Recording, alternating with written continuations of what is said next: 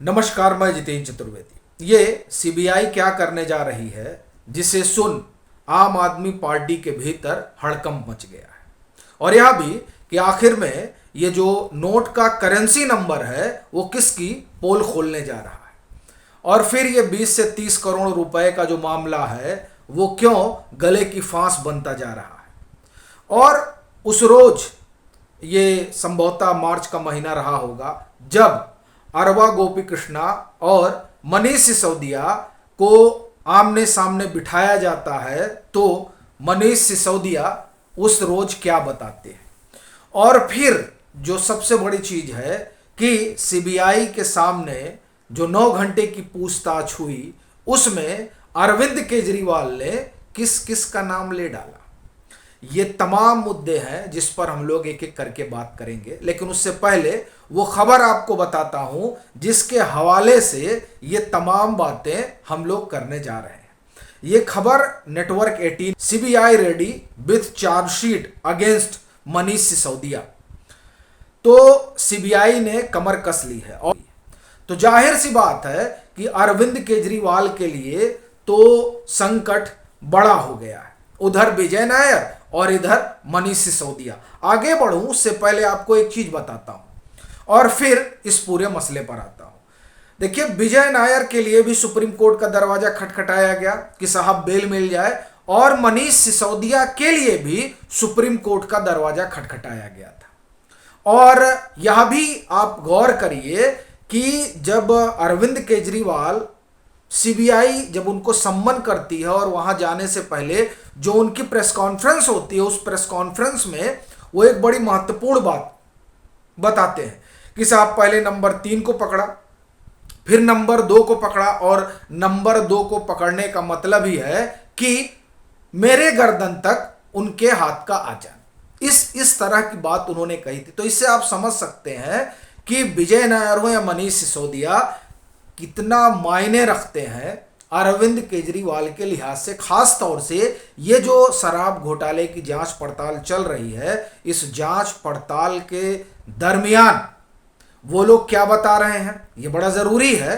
अरविंद केजरीवाल की जानकारी में होना। और यह भी कि इन दोनों का बाहर रहना, क्योंकि अगर ये अंदर है तो न मालूम क्या क्या बताएंगे। तो इसीलिए इनको निकालने के लिए सुप्रीम कोर्ट तक का दरवाजा खटखटाया गया, लेकिन हाथ कुछ लगा नहीं। तो खैर, अब आते हैं कि सीबीआई क्या करने जा, ये हम आपको बता रहे हैं। और जो कुछ बता रहे हैं वो नेटवर्क 18 की खबर जो है उसके अनुसार से बता रहे हैं। ये बता दे रहा हूं, नहीं तो फिर साहब कोई कहेंगे कि कहां की खबर है। उसमें 2-3 बड़ी महत्वपूर्ण बातें कही गई हैं। पहला तो ये कि सीबीआई के पास आप एक तरह से कहें कि एविडेंस है इस बात को लेकर कि ये जो शराब घोटाले का आरोप है, इस आरोप में मनीष सिसोदिया को जो ये चार्जशीट आ रही है उसमें ये जो 20 से 30 करोड़ रुपए आए, और ये रुपए आए जुलाई और सितंबर 2021 में। अभिषेक बोनापल्ली जो साउथ ग्रुप से जुड़े हैं उन्होंने जुटाया, चूंकि 100 करोड़ रुपए आने थे तो 20 से 30 आते हैं। विजय नायर तो व्यस्त रहते हैं, तो दिनेश अरोरा उसको रिसीव करते हैं। और दिनेश अरोरा ने बाकायदे वो जो नोट मिले हैं उनका जो करेंसी नंबर है वह तक सीबीआई को बता दिया है। तो अब आप समझिए कि मामला कितना गंभीर हो चुका है। और दिनेश अरोरा तो सरकारी गवाह है, वही तो सब बोल रहे हैं, तोते की तरह सारी चीजें बता रहे हैं। फिर वही कहानी हो जाती है कि राजा की जान तोते में। तो वो सब बता रहे हैं कि साहब कौन कौन है और कैसे पैसा आया। तो ये एक बड़ी चीज है जो सीबीआई को लगता है कि इसके जरिए वो इस मामले को एक लॉजिकल एंड तक ले जा सकते हैं।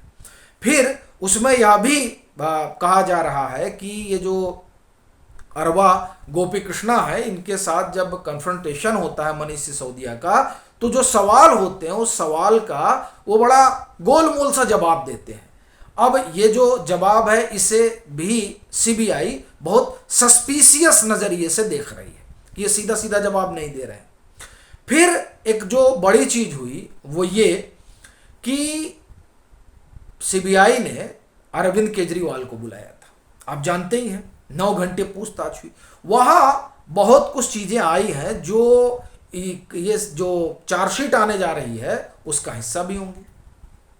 हुआ क्या कि उनसे तमाम सवाल पूछे गए। उन्होंने कहा कि देखिए वो जो ग्रुप ऑफ मिनिस्टर्स है उसके जो मेंबर रहे वो, मैं तो था नहीं उसमें कैलाश गहलोत थे, अब देखिए उसमें सत्येंद्र जैन थे, उसमें मनीष सिसोदिया थे।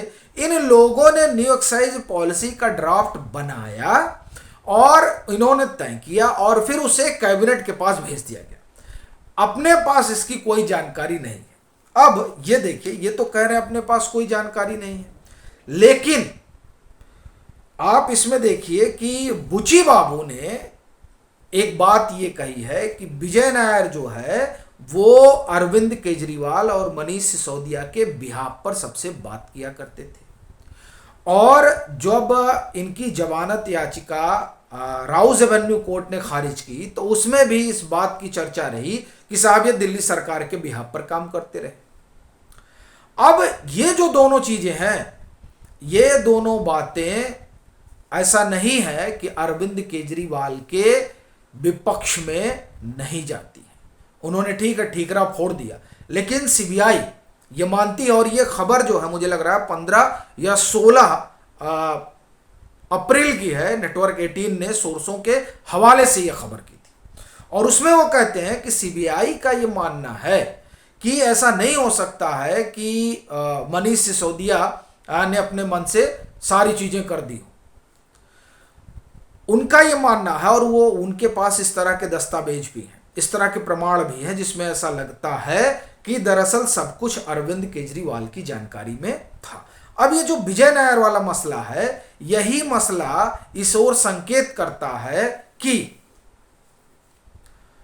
जानकारी में रहा होगा, इस तरह की संभावना जताई है। और खास तौर से ये विजय नायर जिस तरीके से काम कर रहे थे, और आप देखें कि ये असल में रह भी रहे थे यहाँ सरकारी आवास में।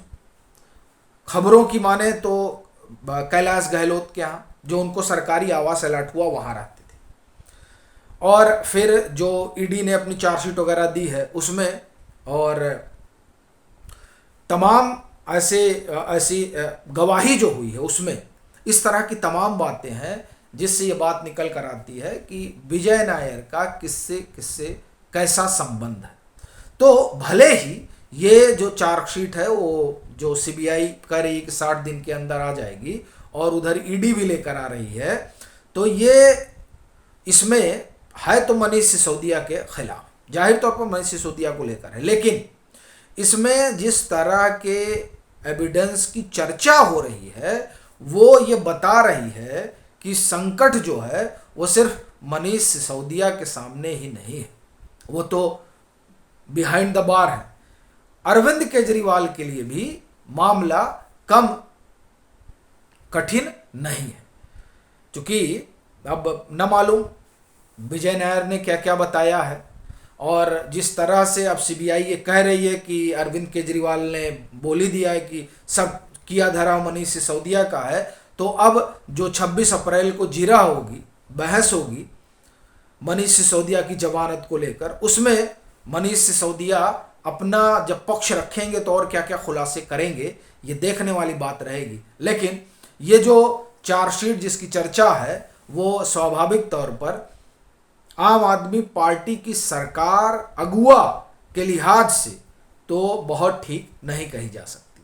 बाकी आपकी अपनी क्या राय है ज़रूर साझा करें, और मतांतर से नहीं जुड़े हैं तो जुड़े भी।